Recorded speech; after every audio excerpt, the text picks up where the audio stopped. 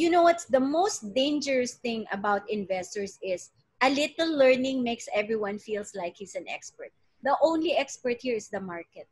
No person can say he's a market expert.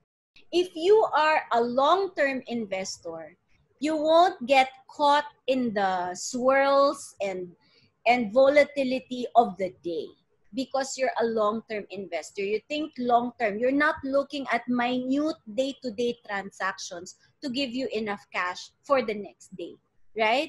Of course, nakakatakot pa rin. Any long-term investor, when you're caught in a day like Black Monday or Black Thursday, nakakatakot pa rin. But you're not as vulnerable as those who are day traders.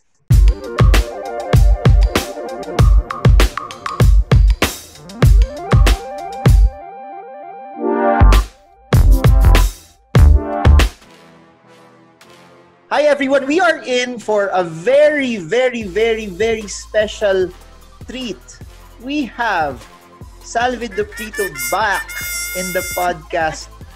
Minsan lang tayo magkaroon ng sobrang yaman dito, so I'm excited to ask her a lot of questions. Okay, so SALVE, welcome back, welcome back. Maraming salamat for inviting me again. Siyempre, pagdating kay Marvin Hermo, talagang kailangan all out tayong lahat kasi you're educating a lot of people. At saka ang gusto ko dito, alam mo Marvin, kasi sa ANC, kailangan serious na serious ako. Pag nasa iyo, pwedeng magbiruan tayo. Mas masaya yan. Feel free to be who you are. Very light podcast discussion. Before we go into the meat of the topic, how are you in the past 3 months? Ano ang buhay ng isang sobrang yaman na tao? Sure. Grabe naman to. Namimigay ng pera, charot.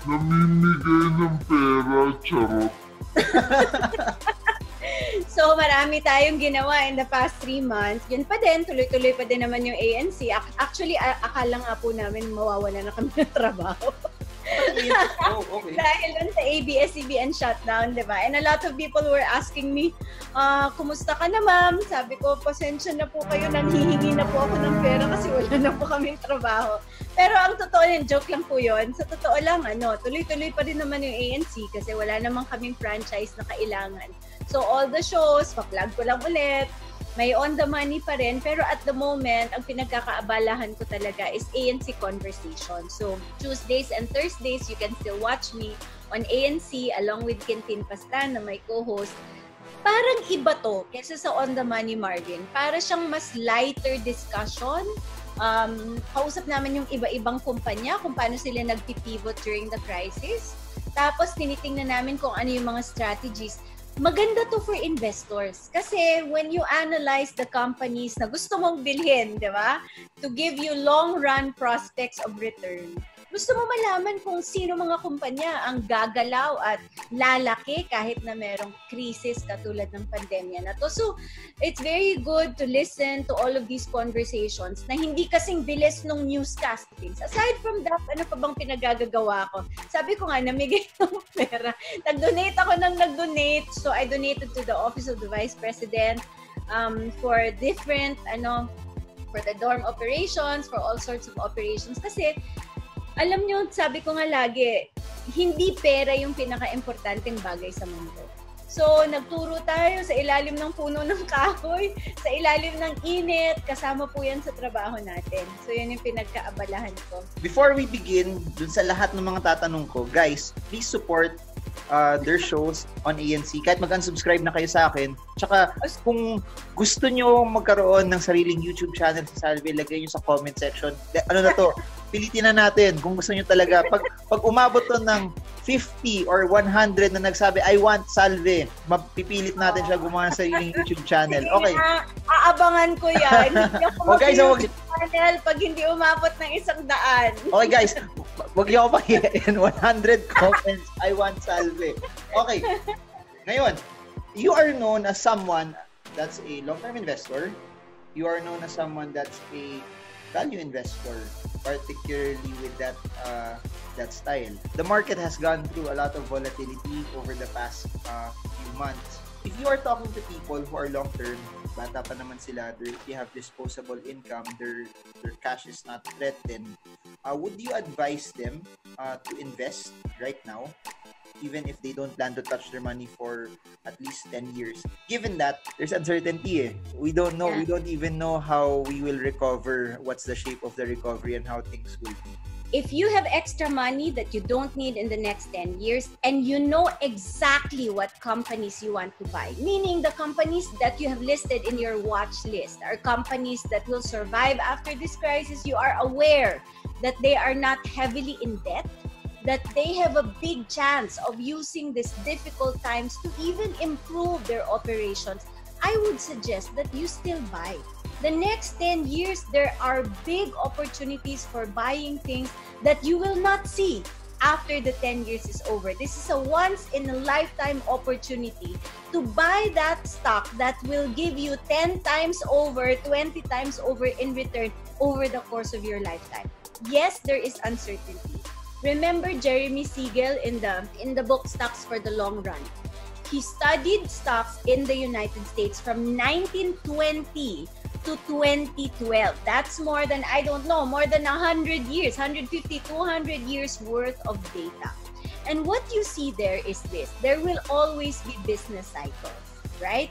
Business cycles that last for 8 to 10 years. So mga 8 to 10 years, maybe 7, because in the recent years, because of algorithms, heavy inside trading and all of those things, nagkaroon ng shorter period in these business cycles. So within 7 to 10 years, there will always be ups and downs. That's one cycle. Then there you have cycles that last for 45 years. And then you have cycles that last for 100 years.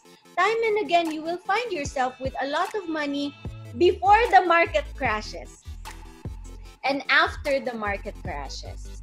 And if you continue to invest, data of 200 years, if you continue to invest, and in fact, if you invest more in these stocks that you know will give you value over the long run, your returns will increase tremendously. Volatility will always be there, Marvin. You know this as well as I do. I don't have the time nor the temperament to buy in and out. I study first. Sometimes I study a stock for more than a year. Whoa. I study first, and then when I buy it, whether the market is up or down, I don't care. I just look at the price. If I get the what right, and if I get the price right, as long as I have money, I keep on buying. And over time, 20 years, 30 years, you will see that this will give you more return. Why? Number one, Marvin, the cost of buying a stock. Sometimes we don't think of that. The commissions and the fees, etc., they all add up. Lalo na if you're buying mutual funds. A lot of people don't understand that the high cost of buying equity funds can sometimes eat into your returns. No? It's slower when you are buying common stocks. Mas mababa yun. Pero it takes a lot longer to study also. So if you are trading, buying and selling everything in your portfolio, and then the market goes down, the market goes up, you get riled up, you buy and sell, the cost of buying all of those stocks will eat into your return. So buying for the long run, much better for me. So meron din akong, katulad kay Marvin, meron din akong pinaglalaroan. You know, sometimes you just want to play around, but these things are like less than 5% of my total portfolio. When you were talking about yung 5% na yun na for your play, yun na yung buong portfolio ko, guys. Ganun kagaling si Sal. The smallest that she will ever trade is the best that I will ever be. Maniwala kayo dyan kay Marvin. Ganyan lang talaga na magsalita. I have a follow-up on that, no? And this is one of the biggest fears of people. They're saying, nga, maganda naman yung binili ko. Pero, what if yung binili ko na maganda, pero long-term naman ako, bumagsak siya? What should be my course of action while that we don't know kasi how prices will go on a day-to-day basis. What if nagkamali ako tapos it goes down 5%, it goes down 10% from the time I bought it? If it were you... I'm so excited with your question. Excited na ako sumagot. Okay, sige, go. Okay, so if your conviction from the stock you bought is based on the price, you'll get rattled. But if your conviction is based on the fundamentals, you won't. Why? Okay. Analogy. What if my business is buying cows, for instance? So I buy and sell cows, right? I know that people love beef. And whatever happens, whether there's a pandemic again in 10 years, people will still want to eat beef, right? Okay. Which means that if I buy the cows, I will be able to sell it. No problem. So, let's say the price of cows was 10 pesos. Okay? Umakyat ng 20. Do I still buy the cow? Yes, because people will still buy it from me at a much higher rate. Okay? What if it goes up to 30? Bibili pa din ako kasi magkano bibilin sa akin yung cow? 20 pesos ko siya bibilin, but if I sell each kilo at 20 pesos also, I still make money. Okay, so umakyat na ng 30. What if the price of the cow drops to 10? Iiyak ba ako? Guys, what will Salve do? I will buy more. Diba? Because I know that I can sell this. I know that it's a good business. I know that the people who run this business are very good people. It has the technology, the best technology in the market. So if the price goes down, I buy more because I make more money. So if my conviction is based on the fundamentals of the stock, I have studied this company for a long time. I know the people who run it. I know the technology behind, and they have this technology and they have it better than the others. Their network is great. Everything about the company is great. Maybe it has a problem today because the pandemic, they need to put up more plants and they need to use millions of pesos to put up the plants, and the returns from those plants will take quite some time before it will show in the stock price. So maybe now the stock price has gone down. What will I do? It's just like the cow. I buy more. I'm excited nga eh. But if you're not sure about this stock, and maybe there's a fundamental issue, kunwari, there's an accounting problem, like in Enron, diba? There's an accounting problem, and it appears that they have fudged the numbers, and the real numbers show that the company really is overly leveraged, sobrang dami ng utang, or the technology that it really thought was good is not really good, then the basis is not there. Your conviction really is not worth it. So you sell it na lang. Yung conviction na yan comes from knowing kasi kung ano yung binibili nyo. You don't get that conviction just because someone says na bilhin nyo to. Kasi if you do that, edi you're basing your investment decisions on what people said, and you can't really build something strong kung dun nagagaling yun. The reason why Salve can do that is because sinabi niya at the start sometimes she spends 1 year to analyze a company. Pero that's where the conviction would come in. When an expert like Marvin tells you na don't just follow anyone just because he said it. Ako nga sinasabi ko, kahit ako, pag sinabi kong gusto kong stock na to, don't take my word for it. You have to study on your own. Ito, na-realize ko, when they're asking, anong stock magandang bilhin bukas, what they're actually asking is, paano ko yayaman na hindi ko kailangan paghirapan? And that's not the way it happens. In anything, it's always something that people need to work hard for. Kahit business yan, kahit investments yan, linalaanan yan ng oras, tsaka you make money in proportion to the skill that you put into it. I would see your post na parang ayaw na ayaw mo yung mga people na nagpo-post na ganito kalaki kinita ko. This is what I made here. I made 1 million here. I know. I've seen the markets go up and down, and I have seen so many people who always say, ganito mangyayari sa market. Bukas ganito yung market. Ganito yung mangyayari. You will only hear of the good news pag good news. Pero yung more than 50 times that they lost in the market, you'll never hear of it. It causes people kasi to compare themselves eh. So parang if you are performing lesser than that person, mainggit ka. Or if you're performing better, yayabang ka. And what I like about the market is you're not competing against anyone but yourself eh. Kalabang mo lang sarili mo. Kung nagkamali ka, wala ka pwedeng sisiyan. You blame yourself kasi ikaw rin bumili nun eh. What's the biggest advantage of people who are investing for the long term, value investors, versus people who trade on a regular basis? You already mentioned makakatipid sa fees. Kasi I'm saying this because I like to make this channel balance. Ngayon, trading is placed such at a pedestal na everyone wants to be a trader, na that's the only way to make money. And I really believe na hindi naman lahat pwede maging trader also. May mga tao rin na may pera, na may negosyo, na baka it might be better for them to be an investor. If you look at the psychology, Marvin, of people, there are very few members of the human race that are fit for trading. very selective and very niche yung skills na kailangan mo doon. Number one, kailangan hindi ka emotional. Sino bang tao ang hindi emotional? Diba? Even the people that I interview, people who are very close to me, who've been in the market for 30, 35, 40 years, even they get rattled. Pag nakikita nilang bumubulusok yan, if you were in Black Monday, for instance, do you think kaya mo yon? 90%? 90% bumagsak talaga. Oh my gosh! Talagang pagdating doon, our human nature works against us. So, if you are a long-term investor, you won't get caught in the swirls and volatility of the day because you're a long-term investor. You think long-term. You're not looking at minute day-to-day transactions to give you enough cash for the next day, right? Of course, nakakatakot pa rin. Any long-term investor, when you're caught in a day like Black Monday or Black Thursday, nakakatakot pa rin. But you're not as vulnerable as those who are day traders. The more chill you are, the better you are.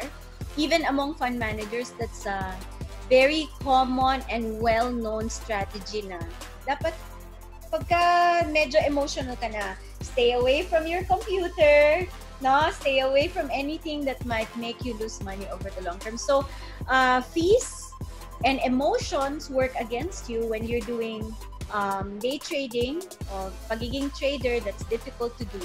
Very few people can actually do it. And third Marvin, the business cycle. So if you do scuttlebutt, if you realize the business cycle of corporations, and essentially when you're buying stocks, these are not numbers on a screen. These are real live corporations. A live corporation cannot finish one business cycle in a day or two or in a week. There are times when their stocks go down because they have to invest on new plants, new technology, and the returns from that will come in next year.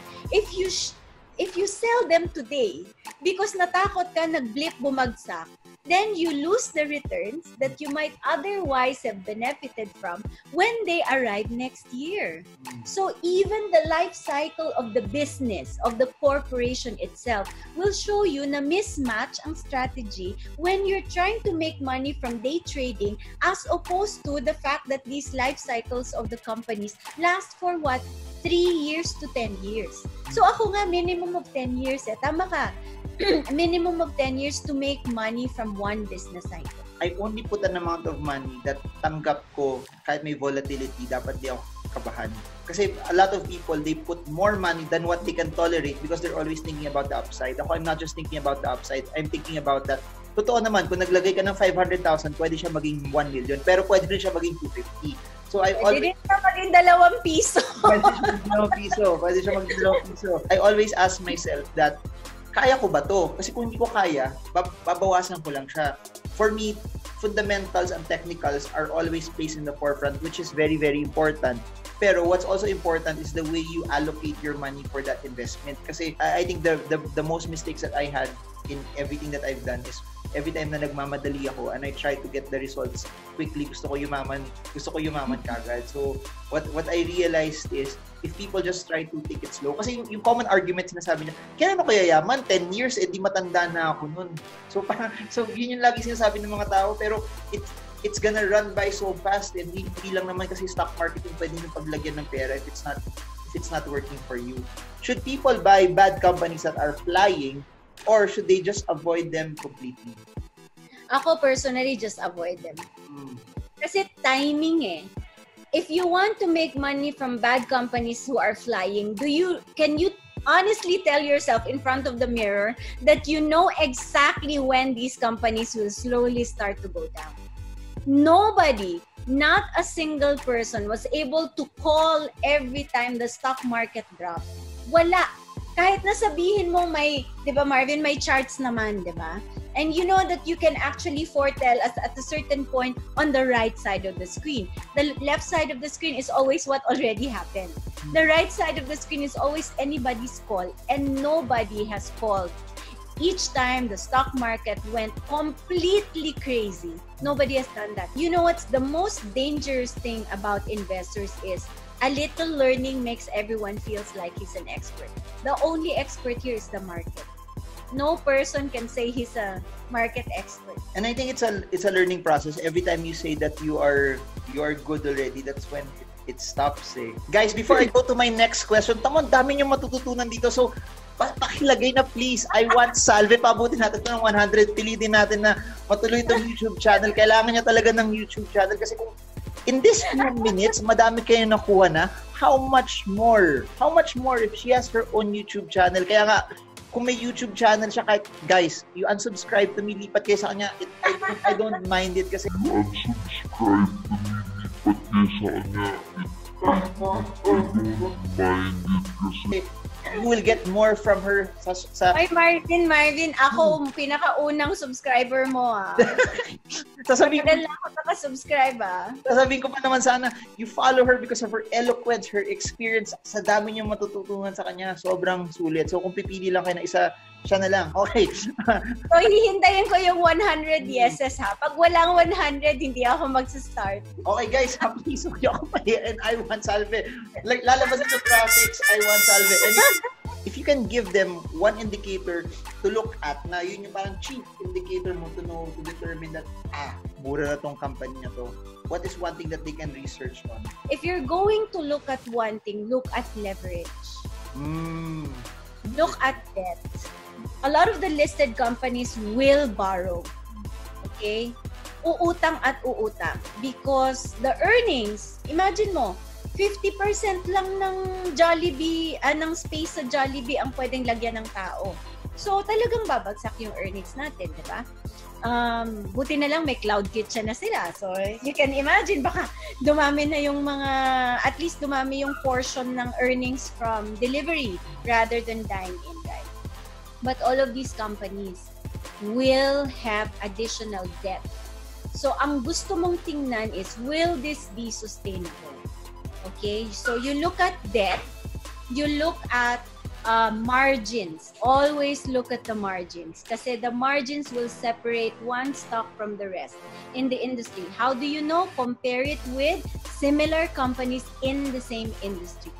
So long as the margins are good and the debt is manageable, then you will see a company that can manage this crisis and maybe even use it to grow even more after the crisis. After this, feeling ko madami makaka-research kagad nun kasi it's something that's readily available also. Kaya nga, bihira yung katulad ni Salve DUPLITO na sobrang yaman tapos gusto pa mag-share ng information sa lahat na ng tao. Tapos, if you notice what she's doing... Humble tayo. If you notice what she's doing is pinapa-research na kayo after. Hindi niya sinasabi na lang kailangan nyo gawin kasi kailangan nyo rin talaga pag-aralan. You really need to take the time to study what it is also. You know why? Kasi if I give you 1 or 2 stocks today, after you hear me for 15 minutes, tapos na relationship natin. Pero kung tuturuan ko kayo how to unearth stocks, then you'll have more reasons to make more money after this. Kasi alam mo na paano hanapin. Anong take mo sa mga taong gusto yumaman kagad? What's the best, easiest way to make 4% go up to 16%? What's the best way? The easiest is thievery. So, alam mo yun, gusto mong yumaman agad magtayo ka ng scam. Yun lang yun. Pero kung the problem is the how is more important than the what. In the end, guys, alam nyo, dito kay Marvin, we're always talking about making more money by investing, passive investing. So you're working, your time is used by you to build whatever it is, your own company, your own consultancy, your own profession. But at the same time, you should have money that's working for you. No? You'll never get rich if you're just using your 24 hours in a day. All of these pesos, thousands of pesos, hundreds of thousands of pesos are like little you working for you while you're working for yourself. Now, if you want to get rich quick without doing all of these things, then you'll have to be dishonest. And I don't think you want to be. I think all of Marvin Guillermo's subscribers are honest people who are willing to work hard to get an honest peso, diba? for our future, for our retirement, and to help out this country. Para sa mga taong gusto agad yumaman, parang may 1 milyon ngayon, gusto mo bilyonaryo ka na bukas, this is not the place to go to because Marvin will never teach you how to be dishonest. Even in the stock market, 1920 to 2012, the returns go higher as your horizon goes longer. You'll grow richer, you'll have wealth, so long as you're willing to study, so long as you're willing to wait. No instant wealth. Ang instant wealth goes away in an instant as well. The strength of compounding is when you make money, you're still adding more, but at the same time you're adding more, yung kinita mo, binabalik mo din eh. Yung biggest problem of Filipinos is when they put 100,000, naging 200,000 na, tatanggalin nila yung 100 para at least nabawi ko na yung capital ko. And I keep telling people, that's not winning mentality, that's playing not to lose eh. Pag tinanggal mo yung capital mo, you reduce your volume, paano lalaki yun? So you have to make the base bigger, and that's when it becomes faster also. This is what I believe what the market is. It's really a multiplier, pero it's also a volume game. Ako, I'd rather have 10 million earning 10% than 1 million earning 100%. Kasi yung 10 million earning 10%, it's easier for me to repeat it over and over versus 1 million earning 100%, which is it's not something that's sustainable. So I think ganun lang dapat yung maging logic ng mga tao. Focus on building that base, focus on building that nest egg, because your options become massively bigger when that base is bigger versus yung jackpot mentality na ito lang lagay ko tapos bahala na yung rest, pag jumakpot to yayaman ako agad. In the stock market, if you are not speculating, it's fine to keep your capital in there and make them grow via compounding. That's the only honest and best way to make money, I think. And the reason why I say that na huwag mo tatanggalin kasi there's one thing people don't realize eh. Time moves. Meaning, tumatanda ka. Meaning also, tama naman, you can take that 1 million to another 1 million 100% pag nasa 30s ka. Pero tingin mo, pag 70 years old ka, would you go for those type of investments also? So, that's why you need to make your base bigger, because when you get older, the risk that you're taking right now, because people who are watching this are 25 to 45 years old, I'm sure won't be the risk that you're taking 30 years down the line. Yun. That being said, last 2 questions, Salve. Guys, kung nag-enjoy kayo, comment below, I'm enjoying. If you want Salve to have her own channel, comment, I want Salve. So, pilitin na natin. Makasalalay sa inyo ang YouTube channel ko. Kung ikaw mismo, Salve DUPLITO, ngayon ka lang mismo magsa-start, tapos na-inspire ka, tapos meron kang 250,000 pesos, anong gagawin mo? How will you deploy that capital? This is excess already, purely for the market. Will you just buy 1 stock? Will you buy 2? How will you distribute it? Kung nagsisimula pa lang ako, I'd put half in an index fund. The reason for that is you can't do instant diversification with 200,000. So it's easier to put risk down by diversifying immediately by getting a broad range of the entire market. So 100,000 in an index fund will allow me to own a broad range of the market. So risk already goes down. 100,000 I will divide among, just to get your feet wet in the market, maybe 5 stocks. Okay. Para you get a feel of what it's like, diba? And then you realize that, some people are not for the stock market.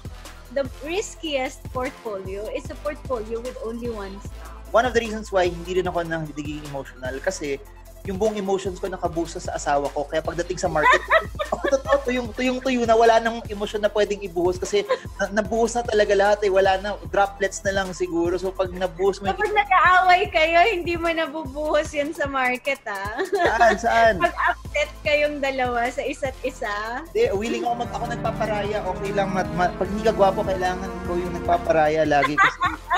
Ako naman, okay. Pabalik na rin ko. So, si Yvonne ba, may sarili siyang portfolio niya? Paano niya pinaghihiwala yung investments ninyong dalawa? She doesn't invest at all. Yung interesting also is, she's the one that's Chinese. She's not even entrepreneurial. Ayaw niya yung uncertainty. Ayaw niya yung hindi routine. Gusto niya kung ano yung ginagawa on a regular basis. Ganun lagi. She likes structure. Lahat ng gusto niya, hindi ako mahilig sa ganun. So even sa finances namin, I do the budgeting. Tapos sinasabi ko lang, okay, ito yung allotted. What she has to do lang is to just follow kung ano yung naka-allot doon. So your differences doesn't bother you. I mean, the two of you keeps getting stronger and stronger every time. I mean, this is also a good lesson for those who are in the field of finance. Siguro, they're both in finance or magkaiba. You never marry your financial twin. And you appear to be the total opposite of each other. Hindi naman ganun siguro yung pag-decide sa pag-ibig. Ewan ko kasi... Hindi naman ganun siguro yung pag-decide sa pag-ibig. Ewan ko. Wala eh. Tsaka yun nga, I said kanina. True love talaga to.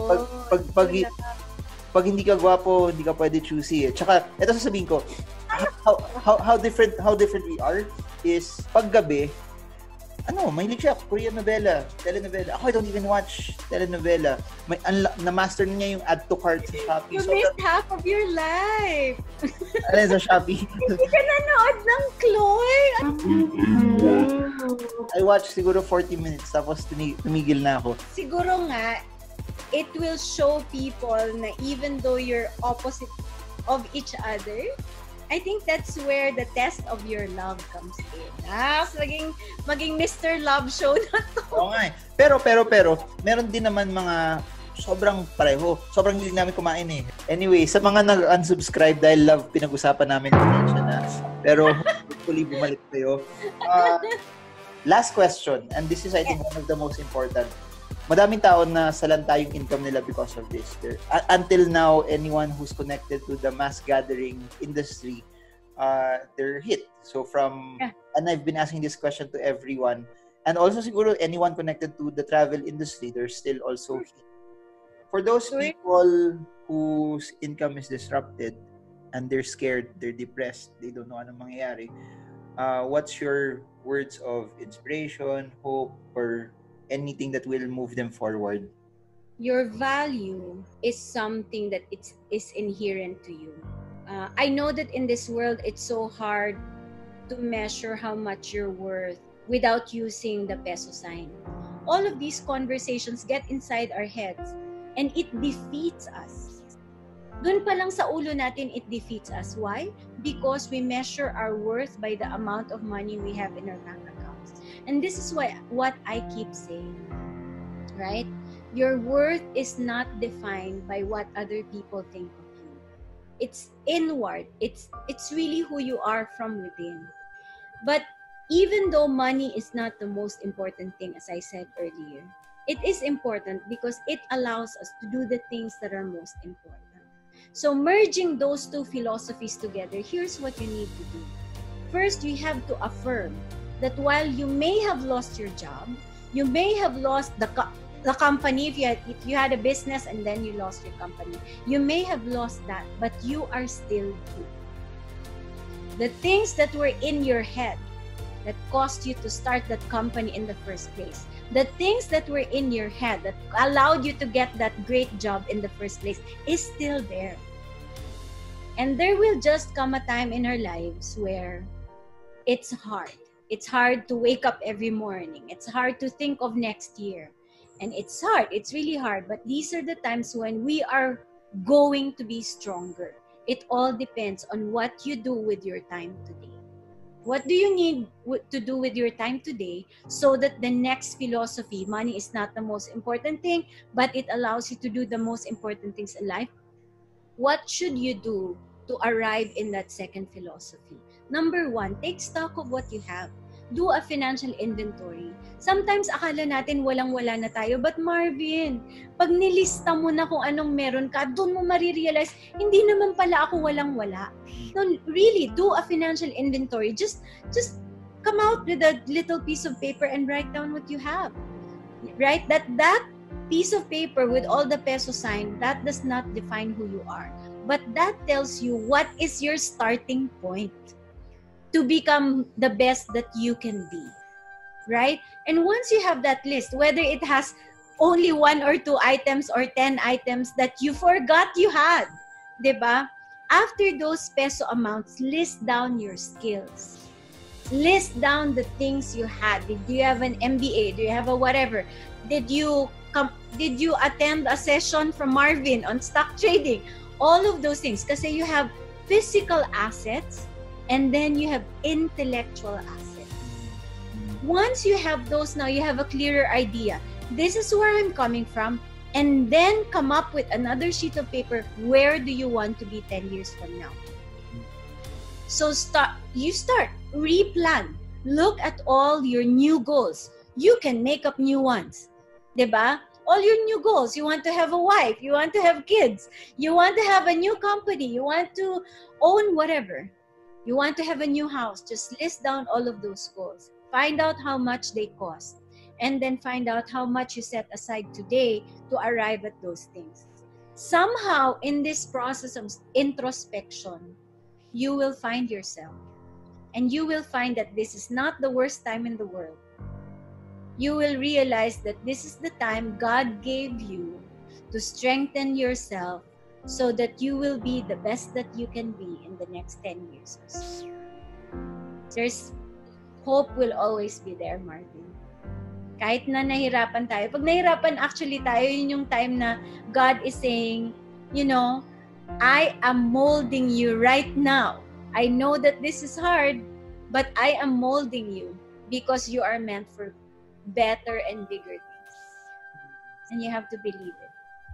I hope you guys got a lot from this. So, hindi lang to stock investing. Kasi, totoo naman talaga yung stock investing is just a tool for you to be able to reach your dreams or your financial goals or whatever it is. If you don't get this right, yung psychological make-up nyo or your mindset, this is what I believe, Salve. If you think wrong, you will do wrong. And if you don't get that right first, like what Salve is talking about, the definition of what is wealth for you and what your why is, you won't be able to do the right things, and you won't be able to invest in the right things, and you will try to take shortcuts. So with that, thank you so much, Salve DUPLITO. Thank you. Before that, how can they get in touch with you? Any books, any columns, any videos, and hopefully any YouTube channels that will come out? Wait, hintayin ko nga yung 100 mo. Promise ko na kita ko ng 100 na yes. Wala kita ko ng 100 na yes. Guys, agad ako.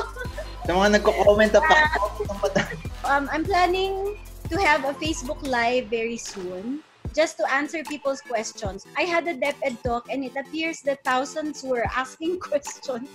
So I want you to sit down and answer all of those questions. You can catch that on FB Live in a couple of days. What page will they find it?